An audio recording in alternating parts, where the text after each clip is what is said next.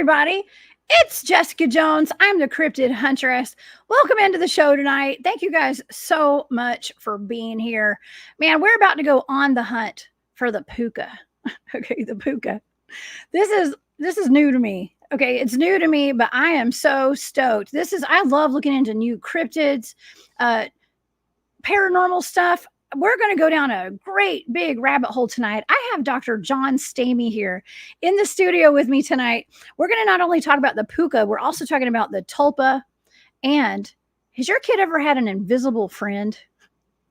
Anyone you know, it didn't have to be kids either. You know those movies like Donnie Darko, where they have an invisible friend or an imaginary friend. It's all connected to this, what we're talking about tonight. So this is going to rock out, y'all. Okay.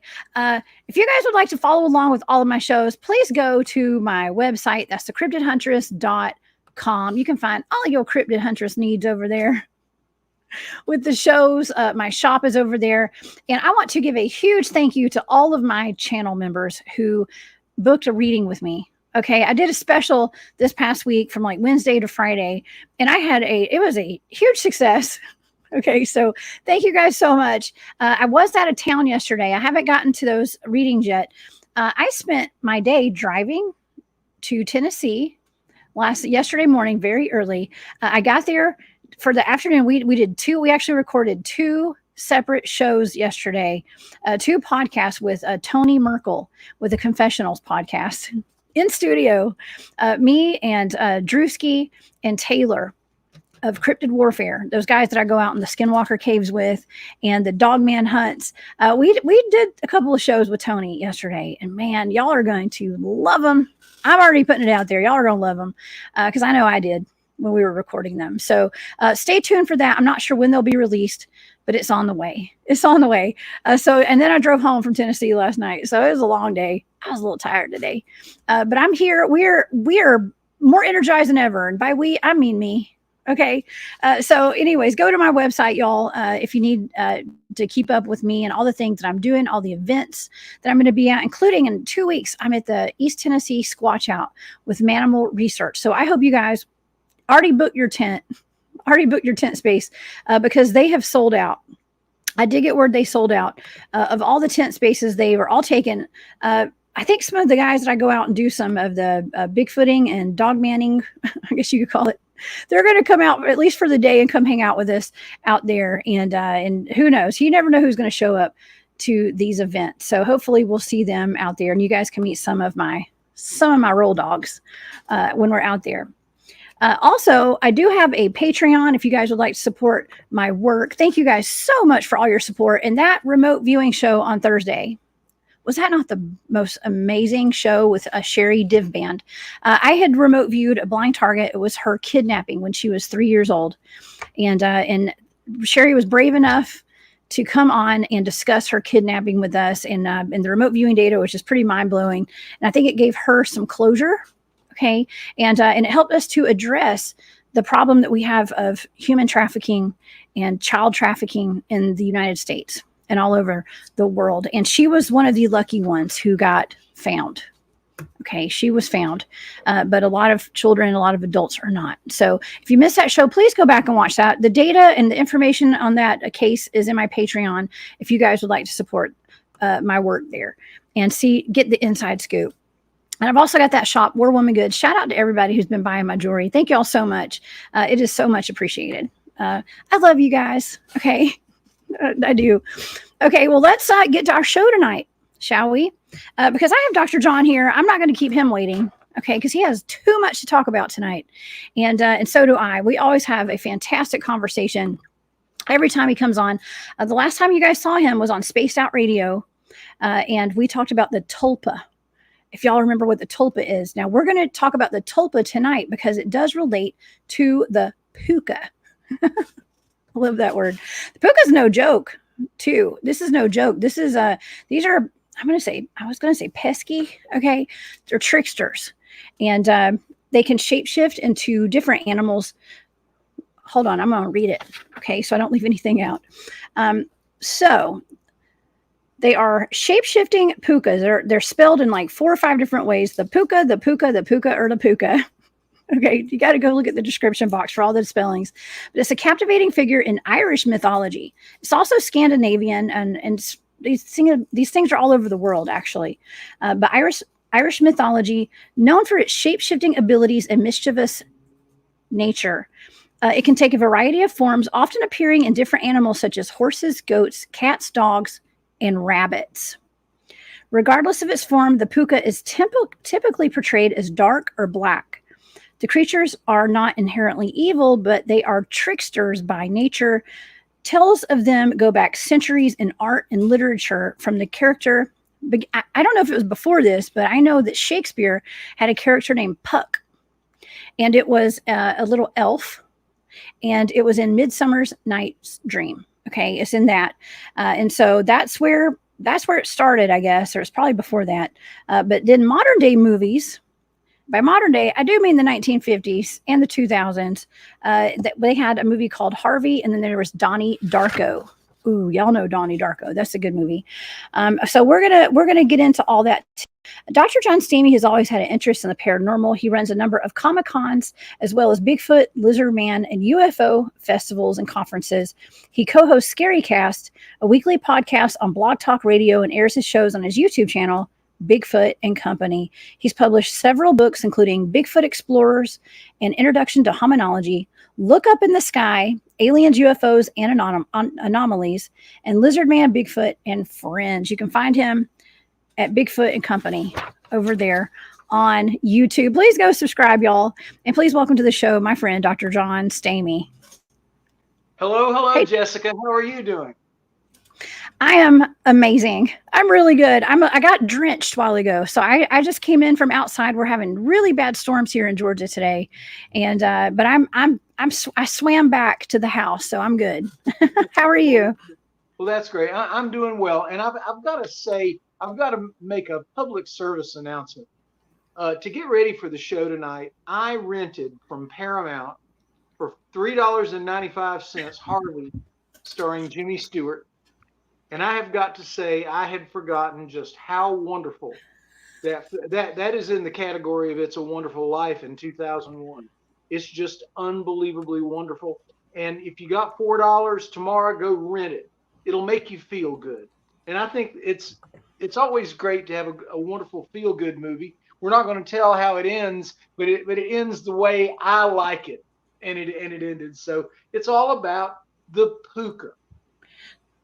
The Pooka. And, a lot of people, this is going to unlock some fear in some people, because not everybody is real excited about seeing a bunny rabbit like the Easter bunny. When we used to go get our pictures made with the Easter bunny, they had some sinister Easter bunnies that I myself had to, I didn't have to, but I did. I sat in the Easter bunny's lap and got my picture made as a kid, and they were terrifying looking.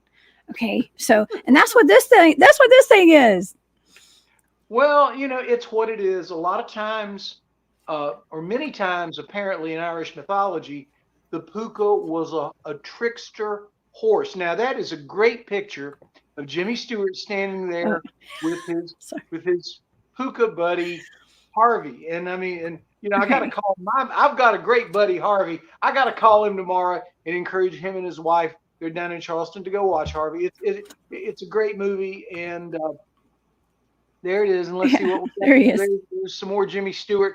It's really funny. You never really see the Púca, the 6.5 foot tall rabbit. You never really see it in the movie, but it turns out everybody seems to have seen that if they've been around the Jimmy Stewart character, Elwood P. Dowd, for years. Everybody seems to know what it is, and they seem to have seen it. And that's what I like about it. It's just everybody's so upset, but then really they don't have anything to be upset about. They know what it looks like. So anyway, it's just great. But anyway, the Púca has got a wonderful, wonderful lineage, and it is, I mean, these things are, when you look at the Tulpa and you look at the Púca and you look at poltergeists, believe it or not, because they're all about spirits that either exist or are created, because we know,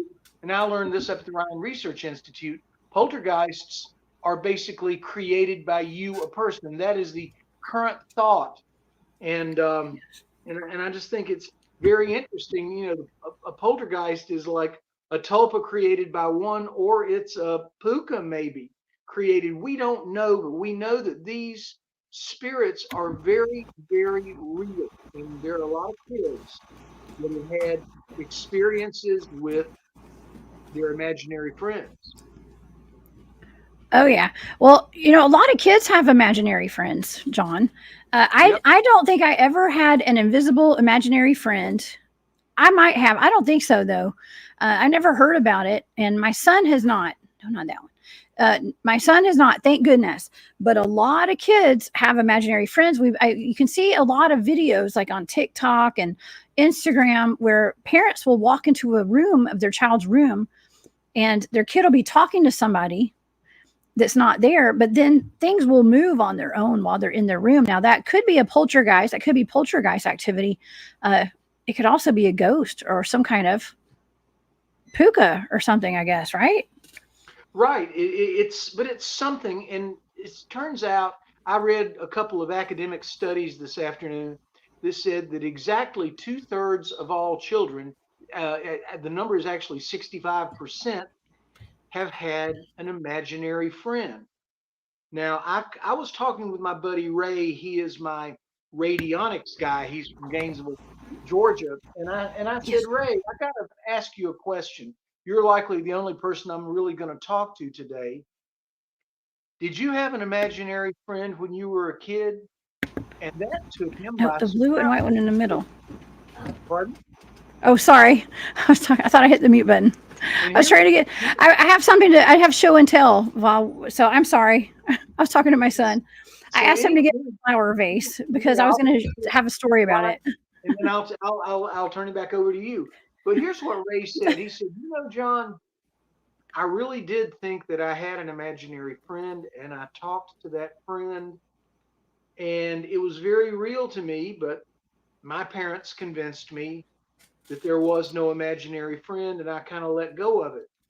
But you know, John, I really did have an imaginary friend, and I could feel its presence. I could feel its energy in my room." And now that Ray is just a nice guy. He is a retired computer programmer, smart guy. He's into electronics. So I mean, he's just a nice, normal, smart, upscale guy. And this is a guy that said, you know, until my parents convinced me otherwise, I had an imaginary friend. Wow. Wow. So many people do. So many people have. Boo the Beagle. Thank you so much for that super sticker. Boo says, when I was a toddler and child, I had a walking two-legged green rabbit visit me in my room. I've always wondered if it was an ET or a spirit. Whoa. What do you think about that, John? I think he did have Gosh. something to visit him. I would bet money that it was not an ET. I would bet because it's a natural type of thing, like a rabbit or a dog or a horse. I think it might have been a spirit. It might have been a puka. It could have been a tulpa, but maybe not. I think, Yeah. and we'll talk a little more about tulpas later. But I think that might have been a puka. And I'd A love to puka. hear more about. I'd love to hear more about his story. I'd like to collect some of these for my next book. I worked with Dr. Sally Ryan Feather at the Ryan Research Institute when she was working on the book The Gift, which is a collection of ghost stories that people have had.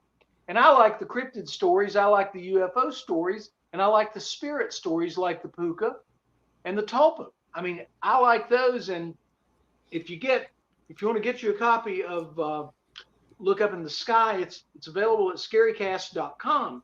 And it has a lot of real stories about spirits, UFOs, ghosts, and of course our best buddy Bigfoot. So, and I like those stories. I do too. I love those stories. There's actually here's a comment from J Truth Seeker says, I think imaginary friends are actually gnomes and leprechauns. Now, I think the Pucas can be fairy-like from what I was reading today, they're part of the Fae potentially. That's right. In other words, there are a lot of different entities out there.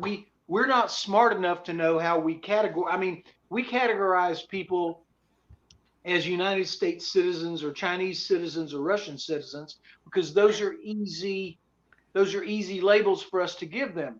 But in terms of the Fae, leprechauns, aliens, whatever, we don't really have the world's best tracking of them, but we can kind of suppose that, you know, maybe it is a Fae. And I mean, and I can tell you,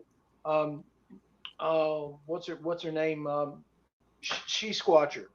What's her name? I can't remember. Well, there's 3 of them or 4, so yeah. I don't know. Yeah, what is her name? And she's like the lead she Squatcher. Oh, now it's gonna make me look bad because I don't remember. I'm terrible at names, John. And I call her about once a month and we talk. For some reason, I've gone crazy. But the fact is, she's been out in the woods and seen wood spirits, and I think that's really interesting. Now, again, we don't know what category they are, but you know, it is interesting. There are lots of them out there, and maybe when we cross over after life, we'll know a little bit more about them. Maybe we'll come back as one. Who knows? Or I could just remote view them. We can try to figure some things out through that too. Well, then we can know them before we die. I've got a suggestion for us. Okay. Next year is the 75th anniversary of the movie Harvey. So why don't we cook up a show between the Cryptid Huntress and Scary Cast, and let's do that. That would be a great time to celebrate the Púca, the Tulpa, and all of that. And so let's talk about that. Okay. Sounds like another conference. Well, you can just add that to your conference list. That's something we could do. Oh, look, we've got a lot of conferences coming up, and I'll just say real quickly: North Carolina Bigfoot Conference, Atlanta Bigfoot Conference. We've got the Georgia Bigfoot Conference. And we've got the Earth Magic Conference. So, I mean, we got a lot of stuff coming up. Earth Magic. That would be good for this topic, actually. Well, tonight it would be, and that's one thing I was thinking about. Although I'm going to be doing a little different talk, and hopefully we will have Christopher Bird's wife there. He wrote The Secret Life of Plants, 2 years New York Times bestseller, and if she is feeling well, she said she would come to the conference, and that would be probably very cool in the world. Oh, she's really nice. And she said, all I want to do is inspire. Anyway, back to that's awesome. Okay. Yeah. No, I'm just excited. I want to talk about the Pucas, and Kath is asking what kind of shapes are the Pucas? Puca shapes. Or shapeshift. Maybe that means shapeshift because there's an S on it. They do shapeshift as well. And before we get into the Pucas a whole lot, we were talking about poltergeist activity. And I want to make a note of this and that's why I'd accidentally yelled in the microphone while you were talking. I thought I had the mute button pushed, but I was asking my son to go grab my vase, or vase as the fancy people say it. I say vase. And I know it looks like something else. It's not, y'all. It's a vase. I swear. It's a vase. It's a hand blown vase. Okay. And this is white thing right here. It is I promise it's a flower vase. But it's very, very thin glass. Okay. And when I was living in Atlanta, I had some flowers in this thing, and it was sitting by my bed, and I woke up to something moving. I heard a scratching noise, and I looked over at my table because I saw this vase going do and it kept moving. It kept moving. It's just a little bit at a time. And I thought that my cat was actually moving my vase off of my table like this with its paw. You know how they do like the little thing, and they get up and they stretch their arms up on the table and they try to pull something towards them until it falls on the ground and crashes. So I was thinking that my cat was pulling my vase off my table. So as it went, I know somebody's going to screenshot this and be like, look what Jessica just got. Okay. It's a flower vase. But anyways, the next thing I know, I said, Mayu, stop it. I screamed that. That's my cat's name. And this vase levitated in the air, And it sat there in the air with nobody touching it for a good, I'm going to say 15 seconds, which is actually a pretty long time, especially when you're looking at something that crazy. And then this vase crashed to the ground on my hardwood floor, and it did not break. Okay. And this is like dainty glass. And the next morning I just thought, man, that was weird. And I just rolled over and I went back to sleep. Okay. Because I had a lot of weird stuff that happened at that apartment. The next morning, this thing was sitting, the vase was sitting upright on my floor, and the flower was beside it, and there was water on the floor. But the vase was not hurt. It should have crashed into a million pieces. But see, that was poltergeist activity. All right. That was poltergeist activity. I do believe. And I think that that was a point in my life where, I mean, I think that I did that. I think that was my energy. I mean, it could have been a ghost, could have been, but I believe that that could have been my energy that did that in some kind of weird way. Right. So I just wanted to share that. I'm not so convinced it was a ghost. I'm convinced more than likely it was poltergeist activity, because poltergeists, as we learned at the Ryan Research Center, come from within the true poltergeist. Now, this is not the poltergeist in the movie, which is crazy and terrifying, but that's what real poltergeists are, and they're not very spectacular. But there's other things. Well, I don't know. Yeah. Well, it's just interesting. I just wanted to kind of let the audience know and like see what it was. And I think one of my best friends had given me that vase as a gift one year, and it was from a glass shop out of Atlanta or something. So I've kept that thing. It's actually here in my office to this day because it's kind of part of my little haunted collection. Okay. Not that I like to have haunted objects. I don't, but things that have happened to me personally that I have witnessed do supernatural things like this. I keep those things. Okay. I keep not the doll that started talking. I threw that one out. Okay. But things like that, it's cool to have that, I think. But yeah, well, let's get into the Puca a little bit, because I have a lot of pictures and stuff of different types of Puca. The one that's more widely known would be a horse shape Puca. Right. Okay. And so would you like to talk about that a little bit? Well, the horse Puca has been really a standard in literature. And what's interesting, and I've got some notes that I've made here, because this is going to be a chapter in the new book coming out, Mind Technologies. And let's see, there was an Irish king, and he came across a Puca who liked him and decided that he would help him govern Ireland. And in general, they are black horses, and they have golden colored eyes. But they are kind of crazy, and you got to be careful. And you can see a human being that's a Puca. Now, the lady who wrote Harvey, by the way, that play was so strong, it won a Pulitzer Prize for best dramatic work of the year. I mean, that's incredible. Won Academy Awards in 1950. Harry Anderson starred as Elwood P. Dowd, I think in 98 or 99. And Netflix Harvey's coming back, and there is a play that may be premiering in Raleigh about the Puca. I mean, it's coming of age now because people like these things. But in general, the Puca does have magical powers, can do things, can see in some method or manner the future. Ooh. And you got to be careful about that. Now I see a dark image of a thing. Is that a Puca? I know. It's supposed to be a Puca. It says Puca on it. It says Puca. It does. I mean, there's a lot of different examples of like a Puca. They look elfish, some of them.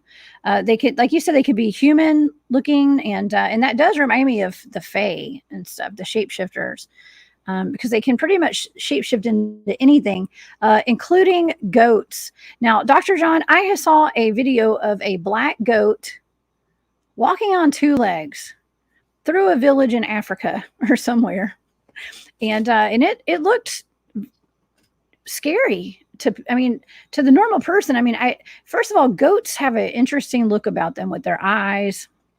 Yes, they Their do. pupils are weird. Okay. And they're also the symbol of like Baphomet, I guess. And so Oh, my it's a Lord, little sinister. Baphomet's terrifying. You know, it's real funny about goats. I used to sell a lot of life insurance, and I went out to see this family. It was a couple. They were really nice, and they had a bunch of little baby goats. And this one baby goat fell in love with me. He just kept nudging up to me, and he made me pick him up. And goats are really very affectionate, and it's apparently if you continue treating them like that, they don't get unruly and weird. They can become very good pets. They're sweet. My sister has goats. Okay. I love the goats, but you don't want to go in the pen with them and turn your back on them because they will headbutt you and knock you out. Okay. So you also got to be careful. They will headbutt you, and they've got horns, antlers like this fella. I hope your little baby goat didn't look like this. No, he was just a sweet little looking little baby goat, and he just kept jumping up on my leg. I finally said he wants me to pick him up. And the guy whose house it was, he said, yeah, he wants you to pick him up. I didn't want to ask you because some people are scared of him. I said, I'm not scared of them. They're like dogs. You know, you either love dogs or you don't. And you either love goats, baby goats, or you don't. So I mean, I don't. Yeah. Well, and some people say that they're rabbits too. They look like rabbits. This looks like a hybrid of something. But this is a pretty popular picture that'll pop up when you do a search for the Puca. And I got a close up. Look at that face. Face. I mean, we've all seen animals. I've been talking. I mentioned this other day. There are animals that look like they have human faces. And I don't know what the topic was. I don't know why I went there with that. But there are animals out here that you can find online where they look, I guess it's when people think they look like skinwalkers. And so, I mean, there could be like a fine line too between, I don't want to say skinwalkers. It can't be the same as a skinwalker. Am I right? It can't be the same as a skinwalker.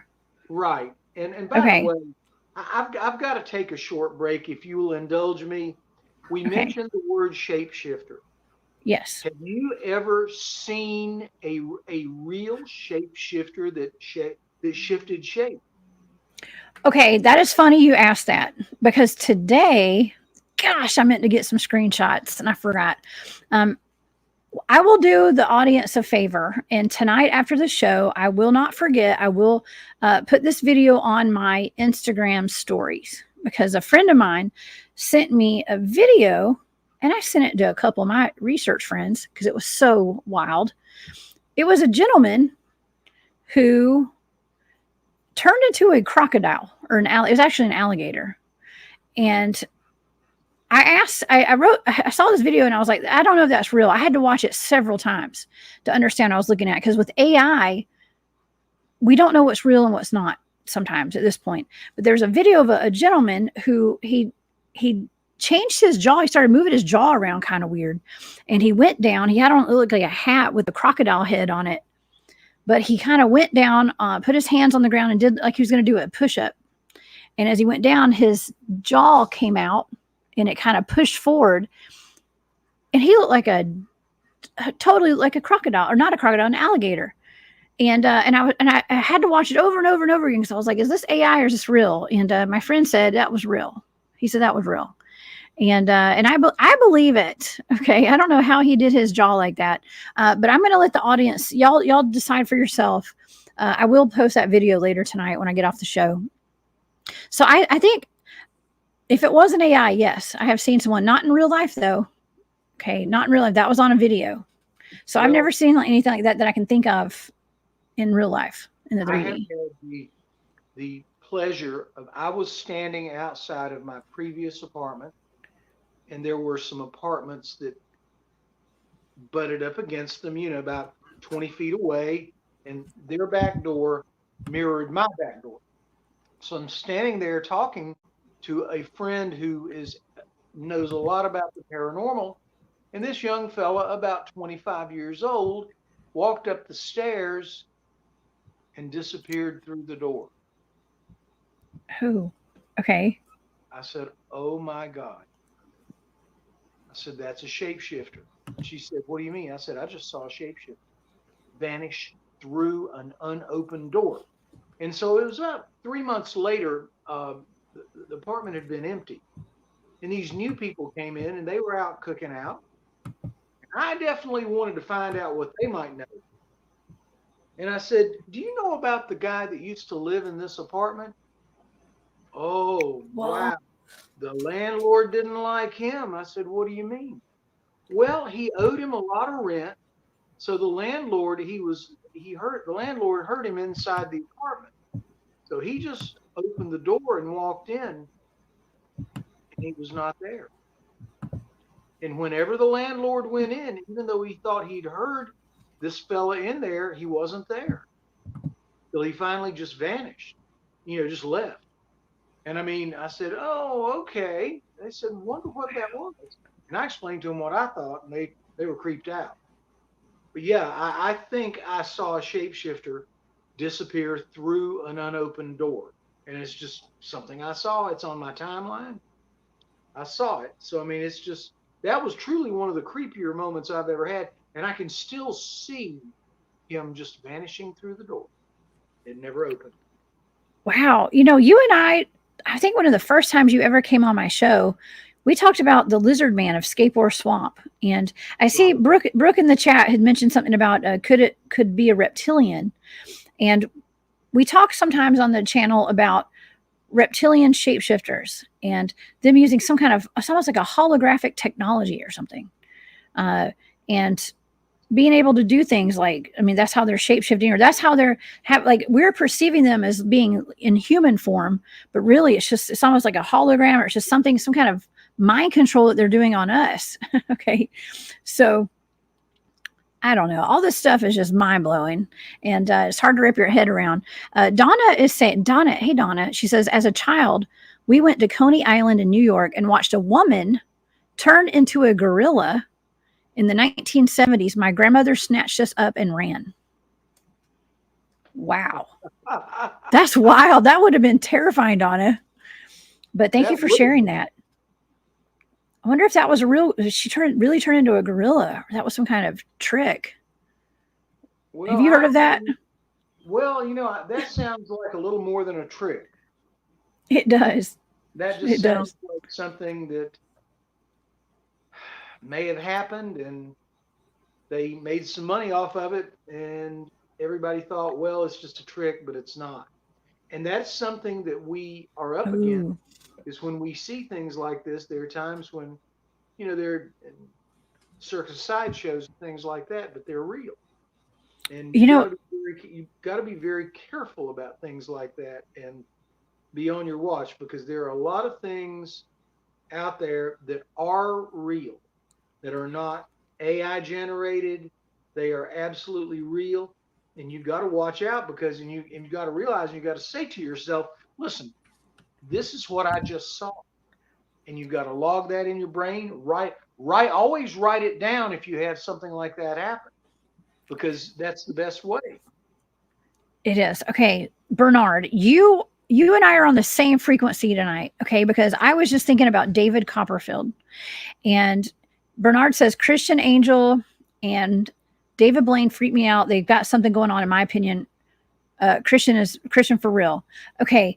So my friend Brian Singh, you guys know Brian, he's been on the show. He actually is the one who threw the Full Disclosure Now conference about a month ago. Brian met David Copperfield a long time ago, and he said that his eyes were black, okay, like a black-eyed person. There was just something very off about him. It was like almost kind of evil. Like, I think that he was kind of comparing it to or associating it with black magic, potentially something dark, potentially demonic. And so sometimes these aren't just parlor tricks and tricks. There is like high magic being done. And we just assume that it's all some kind of a trick, like a trick, like a sleight of hand, but it could be real magic that we see all these performers doing satanic rituals and stuff on stage during their concerts now. they're putting rituals on the audience. I mean, why wouldn't they be doing dark magic, a magic show like that, and even casting spells on the audience while they're doing it? Well, I say, why would they? What good does that do? They already like them. Well, why don't you let it go? I mean, dealing with black magic is very dangerous. I have a friend who is a sorcerer, and I met him about 5 years ago, and he doesn't do that stuff anymore. I could tell that there were some problems. He was beginning to become a little bit too entangled with dark forces. He doesn't mess with that anymore, and I don't feel that he does anymore. But it was getting dangerous, and that's why I sleep with a Bible right next to my head, and I have a Bible right over there. I mean, you've got to be careful. In the early days of Scary Cats, I could feel some dark energies coming into my place. And I'm just not going to have that. I mean, I think, the paranormal's fun. It's interesting, scientific research. It's great. But you've got to be careful. And Jessica, I believe you'll agree with me. Oh, yeah. I 100% agree with you. Yeah, when I first started doing Bigfoot research, it led to aliens showing up in my bedroom. Okay, so you have to know what you're getting into. And that was around the time that this thing started floating around my room at night. Okay, so, and it's a vase. Okay, just reiterating, because it does look like something different, and I totally know that, and it's like an ongoing joke. I probably shouldn't be showing that there, but it is what it is. It's a rosebud vase. I want to thank it's a rosebud vase, and I want to thank my friend for giving me that. One of my girlfriends gave me that back for my birthday a long time ago. But anyways, one thing leads to another, and sometimes you just don't know what you're getting yourself into. Even if you're doing like a spirit box session, that opens portals. Okay, it opens up a line of communication with you and the other side. And Aunt Edna that you're talking to might not be Aunt Edna. Okay, it might be something very dark pretending to be Aunt Edna.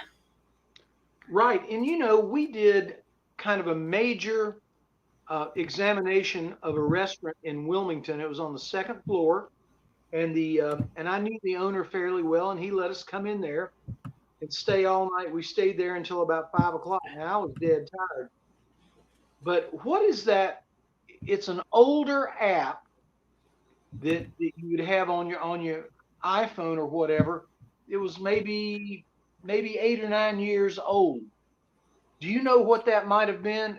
I don't think it's around anymore, but I guess it was Spirit Box. Yeah, you can get it. You can still do those. You can get, it's like an EVP recorders on your phone, and I forgot what you call it, because you can get like SLS apps where it's like the kinetic. It's like, it looks like stick figures that show up on your phone whenever there's a spirit in there. We use that at the Skinwalker Cave actually, and we picked up 3 beings. One of them was a giant that came crawling out of the cave, and then there were 2 little tiny ones, and one of the little ones jumped on my REM pod and started dancing around the antenna in circles. It was like on the antenna pose. Never mind, I'm not going to go there. Something that I didn't realize was so dangerous. They would say, "Where's the ghost?" and I would point where I thought it was, and then sure enough, the little monitor would show that's where the ghost was. And I realized much later that we didn't need to be doing that, because that means you're getting a little too close to spirits, and that's not good. In other words, you don't know who they are, you can't see them, and yeah. Lord knows, don't mess with a Ouija board. No, never do that. Unless you're ready to do it and you want to open something up. I can't say I touched one time, and it ended in me and my friend screaming, throwing the board across the room and running outside and sitting on her parents' car until her mom got home from work, because we were too scared to go back in her house. Oh, I absolutely believe that. I was 15. Yeah. Oh my God. Yeah. Or 14. I was really young. Me and my cousin's experience happened when we were 8, and we had the planchette raised up off the board. Sarah said, "That's not you, is it?" I said, "No." I said, "Let's break now," and it fell. But the planchet rose up about 5 inches off the board, and I said, "Let's break now," and she knew what I meant. It was, I mean, just no more of that. That's why I have a couple of hymnals, a couple of Bibles, and everything. I think they're healthy to have. Yes. I have a Bible in my pew right there. Okay. So right by my bed. You need both. You need both. Some of us do, at least. But okay, let's explore these pukas because I have some fun facts. If the audience would like to hear them, John, and I know you know more about the puka than I do, but I figure we go through some little fun facts. They are it is a negative spirit, a negative monster. It just kind of depends on who's telling the story about it or the way they perceive it. Someone had said the word perception in the chat a while ago. It's all about perception. They often have ears, horns, and a tail. Yeah. Okay, they don't always, but they oftentimes do. They've been known to harass people who are out late at night. This was back in the olden days. People would be on their horse and carriages, going, riding at night, and they would get accosted by the puka. And they like to, this is a weird one. So they like to go into people's gardens and ruin their fruit by urinating on it. Okay, so wash your fruit, everybody. Please wash your fruit. But they also are known to play a flute, and it's hypnotizing, and they'll play the flute until people start dancing until they die. It's crazy dancing. It's like the all night. It's like the rave. That sounds like what they used to call in ancient Greek times the tarantella, because when you would get bitten by a tarantula, you would need to sweat yourself to death to not die. And if you could do that, you might not die, and if you didn't, you would die. So yeah, that really does have some basis in fact. Really, the tarantella. I've never heard that before, but I love that. That's a cool fun fact right there. Yeah, because I was a concert pianist, and there was, I think Stephen Heller wrote a famous tarantella that a lot of us played, and I found out the history of it. It was really cool. It was really kind of scary. Don't get bitten by a brown recluse, and don't get bitten by a tarantula, for goodness sake. And I was bitten once by a brown recluse, and that was about 15 years ago, and I still have a brown ring on the back of one of my calves, my left calf, and it's scary. I had to go to the hospital and get some emergency antibiotics. Don't mess around with those spiders now. Oh my gosh. Yeah. Spider bites are the worst. And so, especially when you live out in the country, like I grew up on a farm out in the middle of nowhere. I grew up in a log cabin, actually. And, I did. I grew up in a log. It was a pretty nice log cabin. It was very primitive. If you were to look at it today, it looks like it was built in the 1800s. It was born in the, born. It was born. It was made in the 1970s. Yes. I was born. The house was made. It was built, but yeah, it literally today looks like a house that was built, it's like an old homestead. It's beautiful though, but I hate admitting this on air, but I'm going to go ahead and say it. The log, it had like space between the logs. Okay. So it wasn't like super like waterproof and stuff. Yeah, insulated. It was cold. It was wet. We had, spiders would come in. We even had snakes in the bathtub occasionally. Okay, so y'all wonder why I'm tough today, because I grew up in a log house that was so primitive. We had snakes that would crawl in there sometimes and get in the bathtub. And I'm not saying it was unsafe. It was a beautiful home. Okay. But, and my dad jokes around about how he'd come home from work and we'd have ducks sitting on the couch with us watching cartoons. Okay. So would you really? I did. Yes. We would bring the Muscovies and the mallards in, and they would just walk in the house and go sit on the couch with us and watch cartoons. Yes. But we had to really look out for spiders like that, like brown recluse spiders. I had to learn early, like what they look like. So we stayed away from them, because they are so dangerous. Now, okay, so with the Pucas have been associated with the Wild Hunt. Now, you're familiar with the Wild Hunt, aren't you, John? Actually, no. No.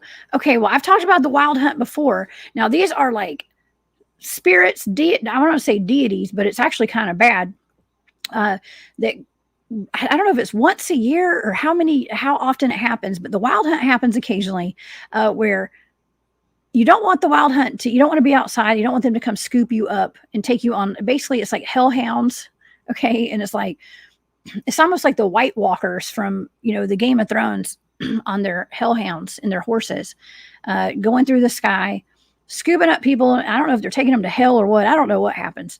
But the Pucas are known, especially in the horse form, they are known to scoop up people. And these are like the travelers that are like late at night. If somebody's walking down the road at night, these Pucas will go run by, scoop them up, and take them for a treacherous, terrorizing ride where they're getting dragged across gravel, hit against boulders, skint up and bleeding, and their bones are broken, and it is just terrifying. Okay, so that's something that the Pucas are known to do. Right. So what you want to do is, if at all possible, find one and make friends with it, because they can be very helpful. Like the King of Ireland found out, and I believe that story. I believe a lot of I've got a philosophy of my life. If a story keeps coming up over and over, it must have some basis in fact. Do you agree with me on that, Jessica? Yes, I do agree with that statement, because that's how we find some of the places that my team researches with going out to do the cryptid field research. We listen out for like local legends and lore, and there's usually a hint of truth behind these stories.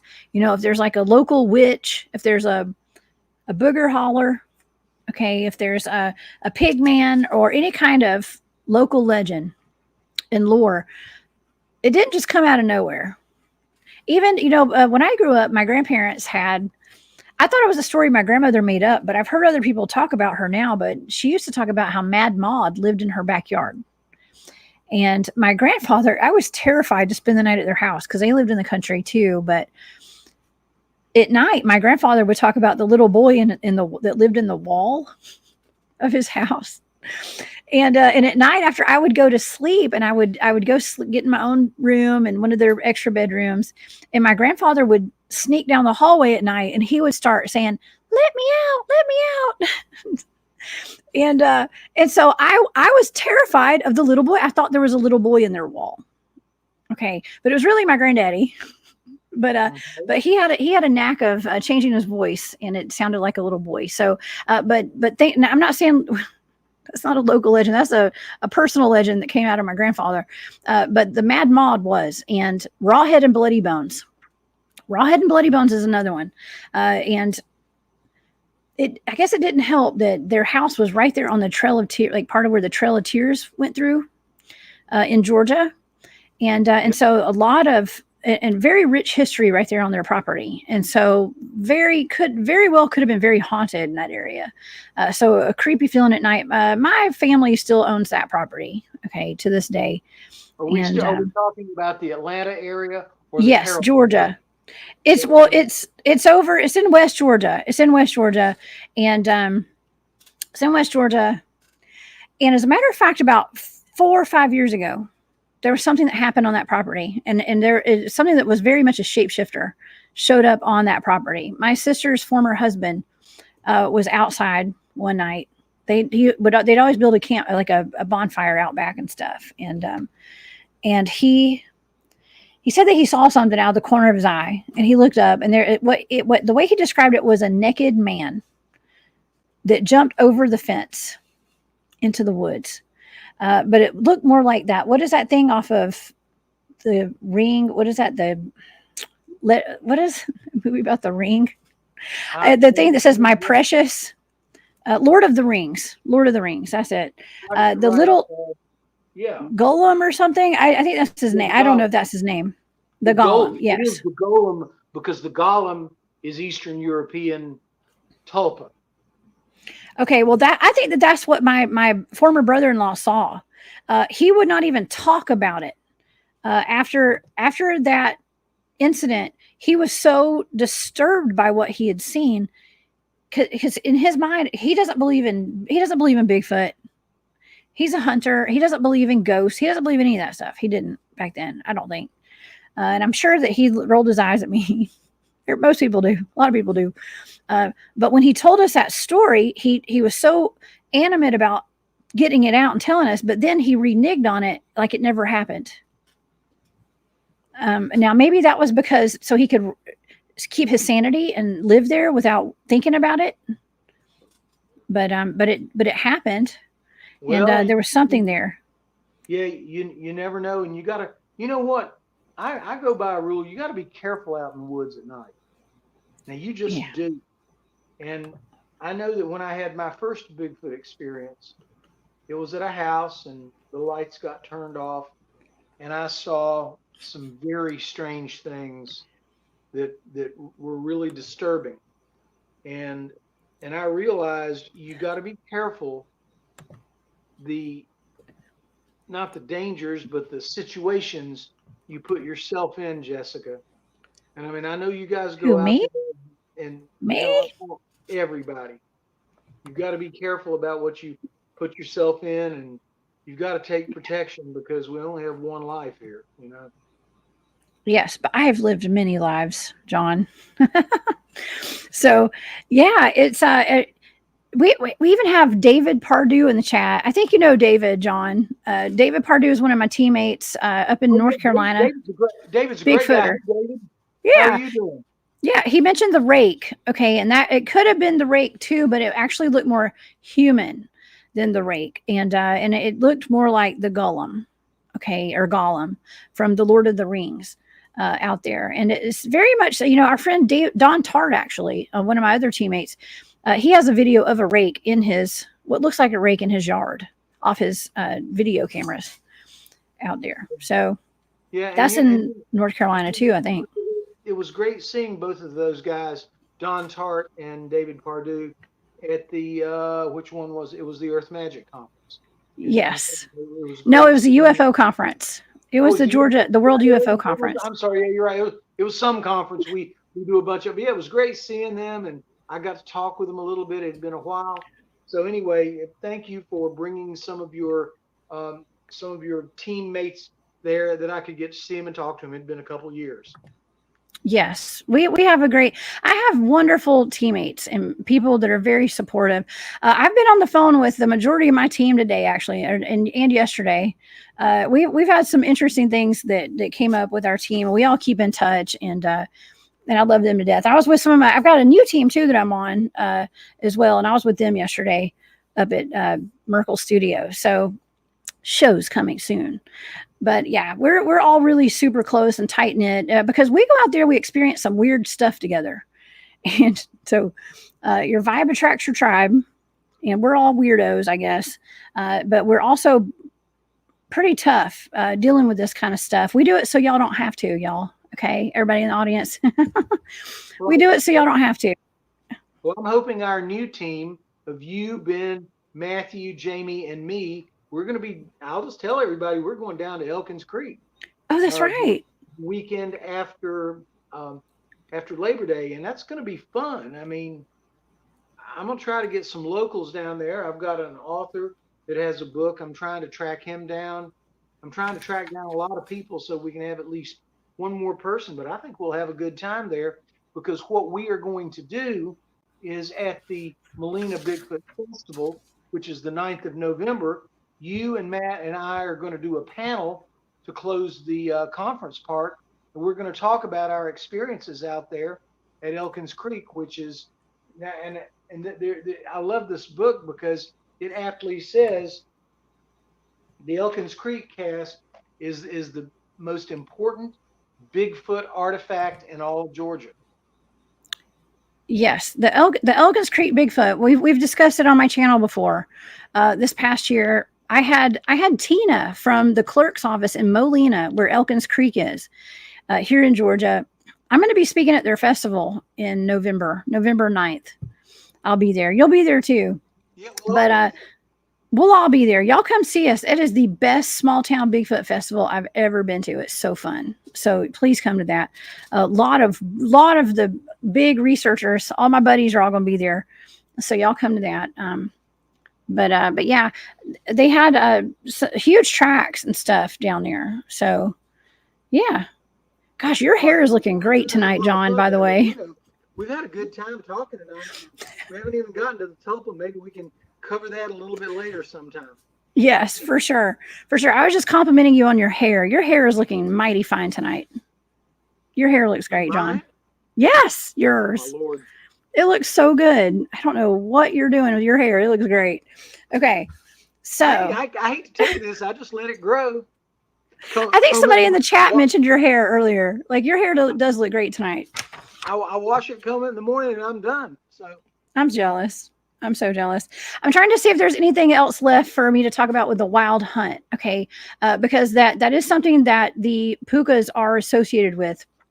And, but I think we've covered all that. Now there is a cautionary tale. These Pucas, some of the stories that people tell are cautionary tales about messing with nature. Okay. And going against nature. If you go against nature, nature will beat you up. Okay. So that's kind of the cautionary tale of the Pucas, I think. So the Tulpa, when we talked about that, I made a connection to the homunculus.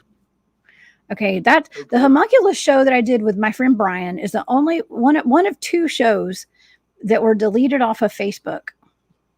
Okay, they were deleted. Really? Yes, Facebook deleted them for no reason. I mean, they had a reason, but they wouldn't tell me why. And so I figured, well, that must have been an important topic.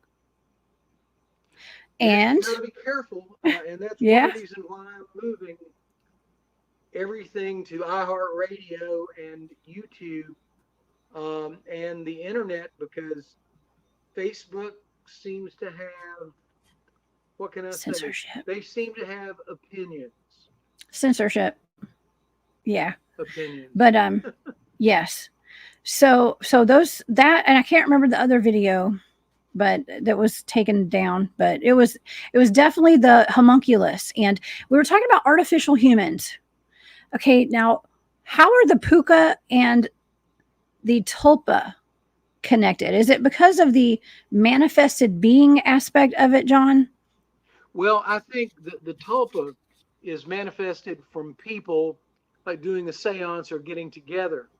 The Púca is a spirit that you just run into, but they do act a lot alike. Now you can. There's a lady. She was an anthropologist back in the 1920s, and she said that she created a tulpa when she was in the Himalayas, and she said that tulpa went from being a fat, jolly kind of friar kind of dude to a very unhappy one, and she kind of lost control over him, and she had to get some of the holy men to help erase him. So, you know, they can stay good, they can stay helpful, but they can also be a little bit problematic. Now we know that the Púca is a trickster, but they can also stay very helpful. It just depends on the relationship that you have with them. I think that's the best I can say based on the research that I've found. I'd like to find more research. I've got some books coming. You know, I got to tell you something, Jessica. This is an expensive hobby when you look at all the books that I have to buy and learn from, but it's fun and I really enjoy it. Well, I enjoy it too. Well, you're pretty smart, and you have street smarts too. You get out in the woods, and you get out in the, do paranormal investigations and all that. Like you've been immersed in this for decades. So you're super fun and super knowledgeable. It's fun to talk to about this stuff.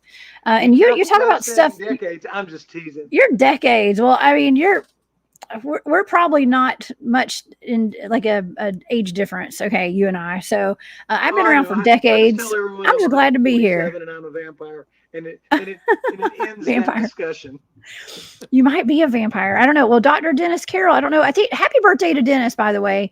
I don't know if Dennis is in here tonight, but it's Dennis's birthday, I think. Okay, so I need to call him or message him after the show tonight. But Dennis, we always joke around about how we think that Dennis might be a werewolf because you never seen Dennis and a werewolf in the same room together. Okay, so but yeah, I mean, all my friends are cryptids. All right, or everybody's shapeshifters. Just kidding. I hope they're not. But yeah. So, okay, the homunculus. Let's get back to that a little bit because we're talking about artificial humans, and I was actually kind of making a connection when you and I were talking about the tulpa to the human cloning.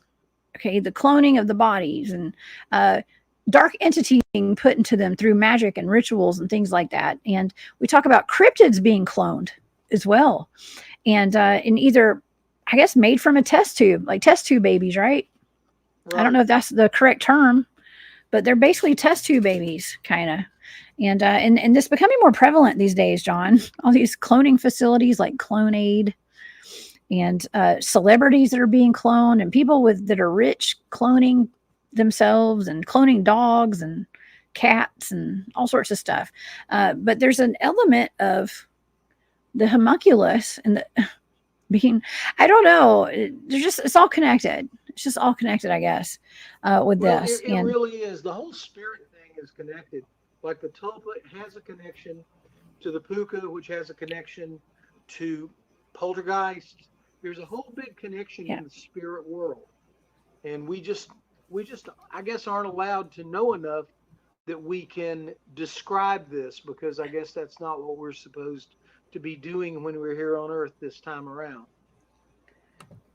Oh, well, people are doing it. People are doing cloning. Oh, now they are doing that, yes. Yeah. Oh, they're doing that. Okay. I also wanted to, I have some pictures too. Okay. Now, this does not have anything to do with the homunculus that I know of, but these could actually. But when I was researching the Puca, I actually came across like leprechauns. Okay, so it's part of like the trolls. I would talk to my friend Caleb Jade. I don't know if Caleb's in the chat tonight, but I've done a show with him over on Aquarius Rising Africa, and he was talking about, let's see, what are they called? The kobolds. The kobolds. Are you familiar with what kobolds are? No, that's not a term I'm familiar with. They're elves and little people. Okay, so the little people, and I was just getting, I was feeling like there was a connection to the, I mean, these are kind of elves, right? The Pucas, they're elfish, they can be, but I think that Puca actually means gremlin or goblin. Okay. It does in Old English, yes, it does.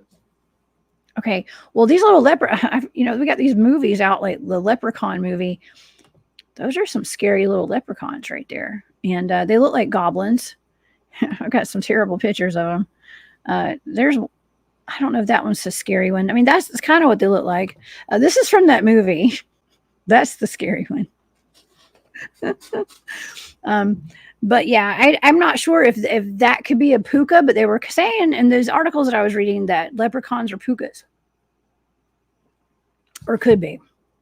Well, right. And I'll tell you what, you gotta be careful when you get to leprechauns and it starts inching toward the little green men, like from Kelly, Kentucky. That is terrifying stuff. Oh, over there near Somerset.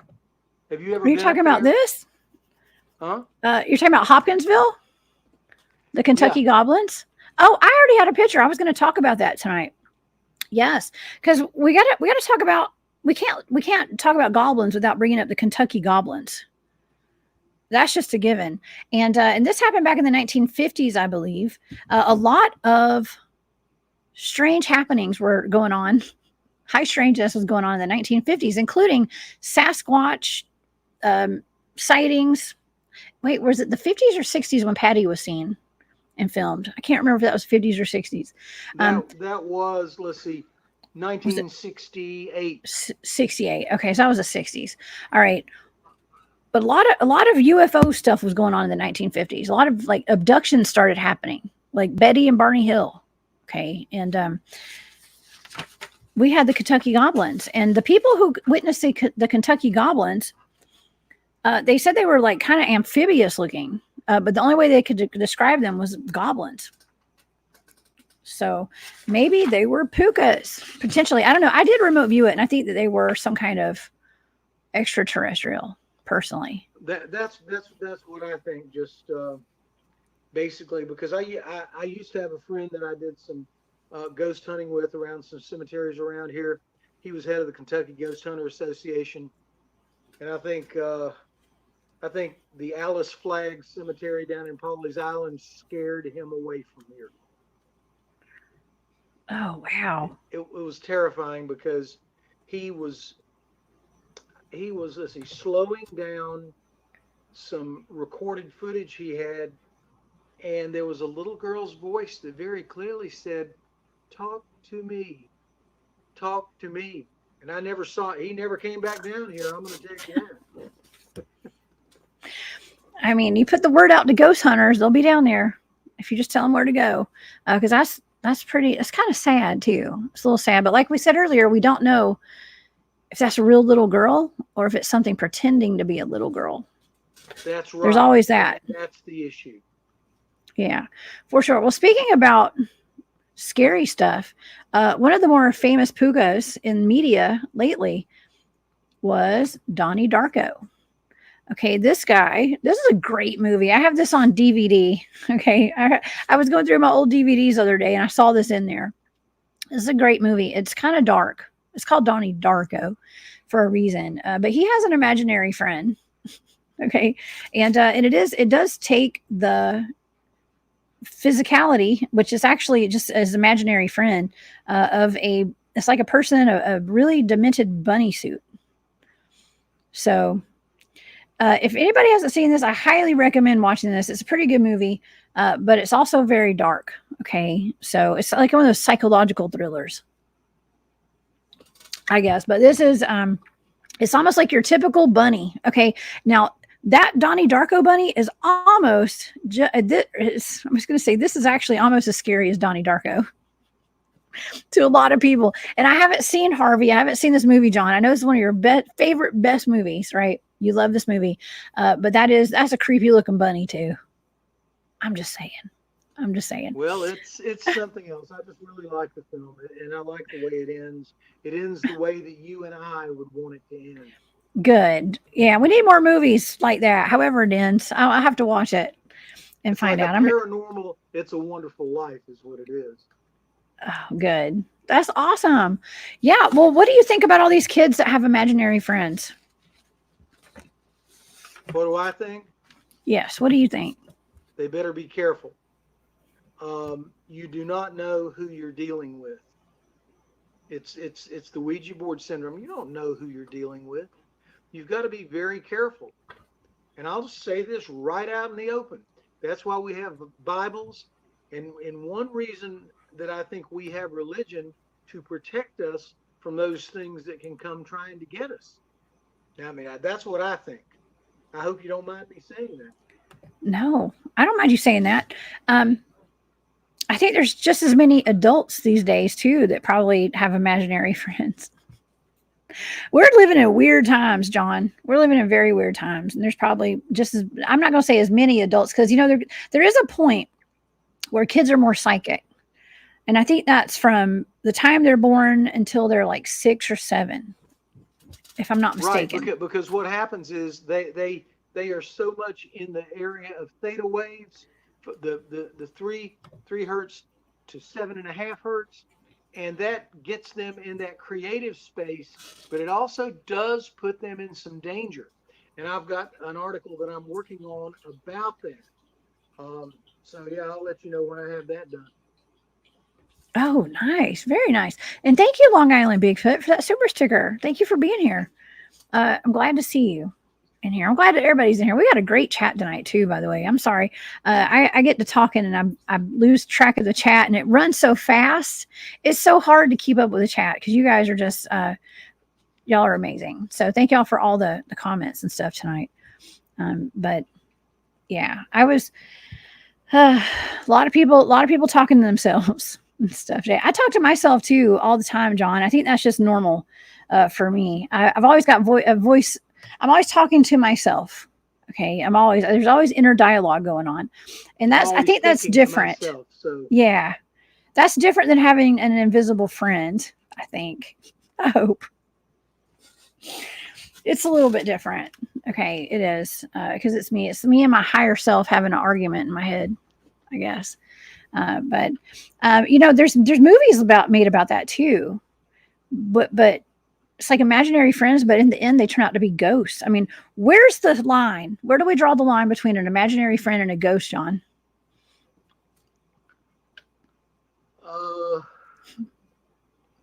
Prayer can help. That's prayer? all I can say. You say prayer? Prayer can. So we got to pray about it. Okay. Pardon? So we have to pray about it. That's what I think. Yes. Okay. And I mean, you just got to be careful. Yes, I agree. We are on the forefront of science, but it's a dangerous science. I like that term. It's a dangerous science. Don't you agree? Of course. It's very, you're calling it a science? Well, I can appreciate that. We are the scientists. This is like the scientists in the 1900s, in the early 1900s. They were trying to explore physics and trying to develop quantum physics in like 1921. And I mean, we're in another kind of science. We're trying to learn about it. And we're trying to figure out what it's all about, because we're finally realizing there's some things out there that we need to find out about. But it's tough. I'll just say it is, but we got to be careful. But we can still do it and enjoy what we do. Yes, I will from now on be known as Dr. Jessica, Dr. Cryptid Huntress. I'm just kidding. I'm not. I'm kidding. I'm totally kidding. I'm definitely not. You are a doctor though, for real. You are Dr. John. Say I call you Dr. John. Yeah, you are. You are. I'll just stay the Cryptid Huntress. I'm no cryptid surgeon. Is the best. Thank you. I have fun. I have fun doing cryptid hunting, and I have fun looking at topics like this and exploring it, because I'd never heard of a homunculus before. I'd never heard of a tulpa until you brought it up. I'd never even heard of a puca, really. I mean, but I do know about shapeshifters, and I mean, it's all the stuff that I talk about, but then there's like specifics. Okay, there's like categories of shapeshifters and the fae and stuff. And I think Jan's talking about Caleb Jade, y'all. He's amazing. I can't wait to bring him on the show one day. But Caleb has a lot of knowledge on the, what did I call it? The kobolds. Okay, he calls them kobolds, and it's the elves. It's the little people, the trickster spirits and things like that. He has a lot of knowledge on that. Maybe I'll bring him on just to talk about that one day if he can make it. There's just a lot. There's a lot out there, and a lot of this is new to me. Fairies and the fae folk are not my forte. I don't know a lot about them, but I'm learning. I know about the tooth fairy. She came and saw my son 3 times this past month.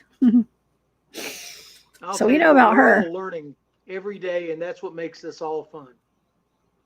It does. Yes, it does. It stays fun too.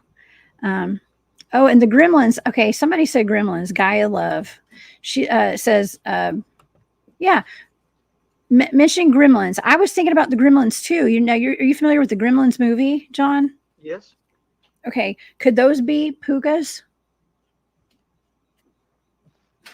I don't know. What do you think? They seem to have some of the same behaviors, but I don't know.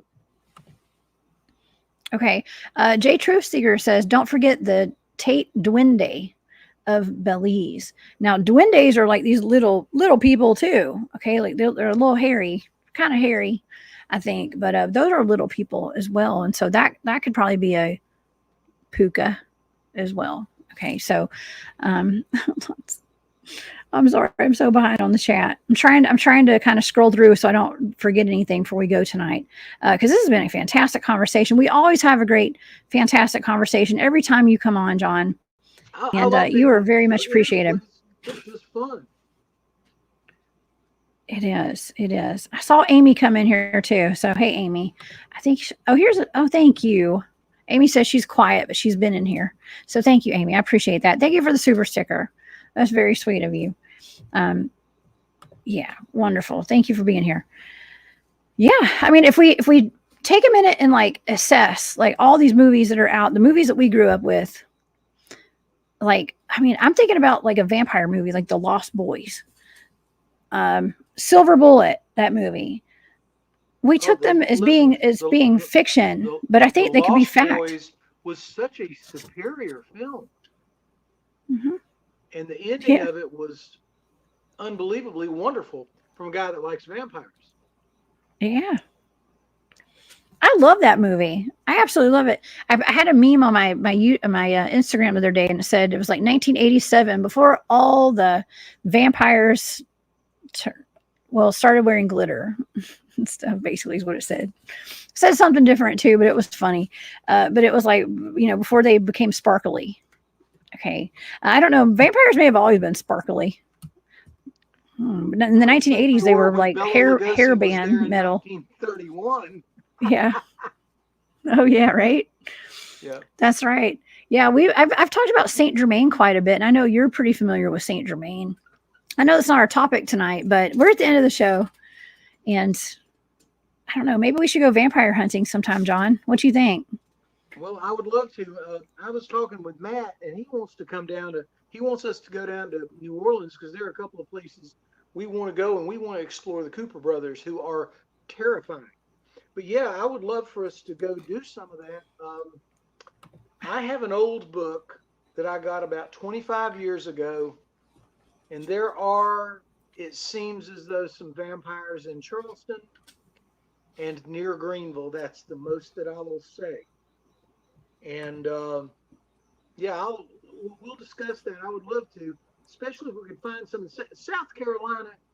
The Charleston area is old enough that there are potentially some entities like that awake and alive and down there, at least alive at night. Yeah, watch her, protect your neck. Actually, one of my friends has been attacked by a vampire before. Maybe potentially like in the astral or something, but she was under spiritual attack, and she would wake up in the morning and the inside of her lip would be bloody and cut. And she said that that's actually how real vampires will come in, and they'll bite you in your inner lip, not your neck. That's something new that I learned. I had never heard that before. So, and bless her heart, that was bad. That was a bad spiritual attack she got under. But she was convinced it was a vampire, some kind of vampiric entity. So, yeah, we protect yourself, everybody. Now, I do have a show on that where Dennis came on, and we talked about spiritual self-defense against dark magic. That was about a week or two ago. Y'all go back and watch that. It was on a Glitch in the Matrix. It's when we talked about the horned humans, the skulls and the skeletons that were found that had horns on them in some of these big mounds up in Pennsylvania. But yeah, fun stuff. Okay, John, what do you think? Do you have any final thoughts about what we talked about tonight? Keep your eyes and your ears open.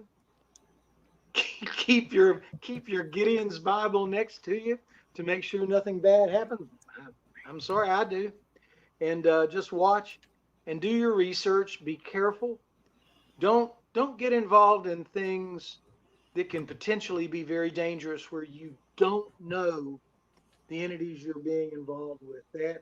That is, I think, and I believe you'll agree with me, be careful about getting involved with things of which you are not sure. Do you agree, Jessica?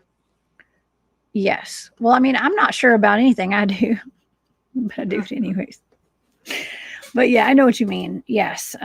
Just know what you're dealing with. Know what you're dealing with, and stay prayed up, and with put as much spiritual and energetic protection around you that you can. And like I said, there are some tips on that show that I did with Dennis. It's titled "Horned Skulls or Horned Giants Unearthed." Okay, that's the name of that show. Go back, and it's towards the end. We discussed the spiritual self-defense protection, self-protection. All right. Well, this has been awesome, John. I've really enjoyed having you here tonight. So thank you for being here.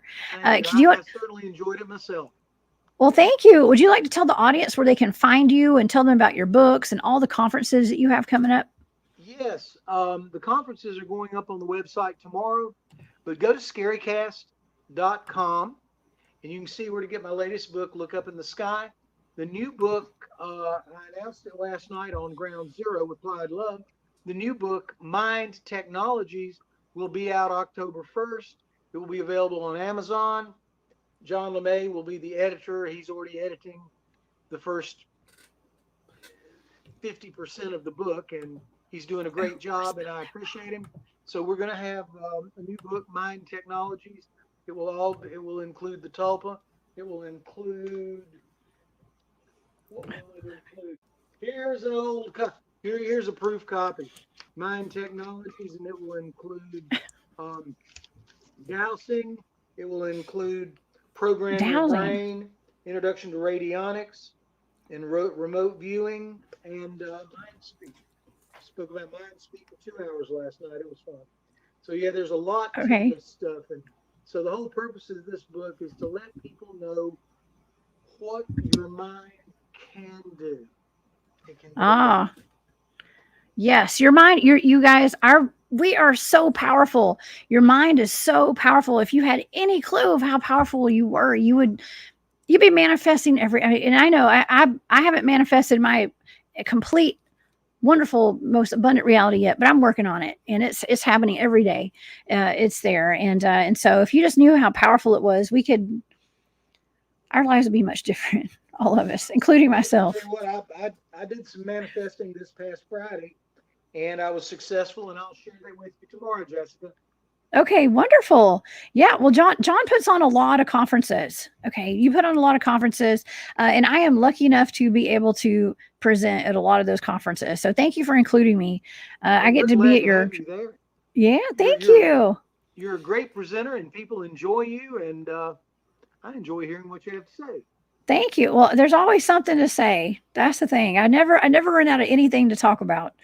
And I'm always out in the field doing research and chasing dogmen, finding dragons, going into caves with skinwalkers and, hooping at Bigfoot and stuff. So there's never a dull moment. So thank you for including me. And I'm always impressed because people come from all over the country to come see us at these conferences and stuff. And it's very humbling. It really is. And so thank you for giving us that outlet, John, and where we can fellowship and get to see everybody in person. It really makes all the difference. So thank you. And yeah. Well, you guys go check out scarycast.com. Go purchase John's books. John's going to be back. John, you're going to have to come back on soon with another talk. I write articles, and that's where I get my material to talk about. So as soon as I have another good article, as soon as I get Mind Technologies finished and get another one of these articles done, I'll let you know. Okay, please do. And you're talking about remote viewing. That's my forte. That's what I like to do. So yes. So thank you, John. All right. And thank everybody for being here tonight. Y'all are the best. I want to thank everybody for all the super stickers and CS. Thank you for gifting the membership there. And I hope you got yourself one too. I hope you did. And thank you. I want to thank all my channel members today too. Thank you all so much. And thank you to all the channel members who got intuitive readings with me when I did my special this week. I'm going to be working on those tomorrow and on Monday. So I did get quite a few. So I'm going to be hard at work next 2 or 3 days working on those. So expect those this week. I'll get them out this week. And y'all remember, I'm not going to, I don't have my show at Space Out Radio anymore. So I won't be here tomorrow night, but I'll be back here on Wednesday on A Glitch in the Matrix. So I will see you guys then. And John, we'll see you. What about your YouTube channel? You're still putting out shows on your YouTube channel too? Oh, absolutely. We're putting almost all of them. They're on iHeartRadio, and then they're also video on YouTube channel, which is BigfootandCompany.info. Okay. And it's Bigfoot and Company on YouTube. So you guys go subscribe. My son and myself, we have both been interviewed on your channel. And so it's a good channel. Our friend Matthew Delph, friend of the show's on there pretty regularly too. So y'all go check that out and be sure to like and subscribe, share his videos out too. And I got to get Matthew, yeah. and then he and I will interview you and Ben soon. Okay, wonderful. Well, I can't wait. I can't wait. All right, everybody. Well, y'all have a wonderful night. Thank you so much for spending your Saturday here with us over on the channel. It always means the world to me. And you guys stay safe out there. Stay safe. There's so much weird stuff going on. There's so many weird things out there. And don't live in fear. Don't. And yeah, stay tuned. We've got more rabbit holes to go down next week. All right. So I will see you guys next week. John, I will see you next time. I'll talk to you tomorrow. And Okay, have a great night. All right. Bye, y'all. Thanks, John.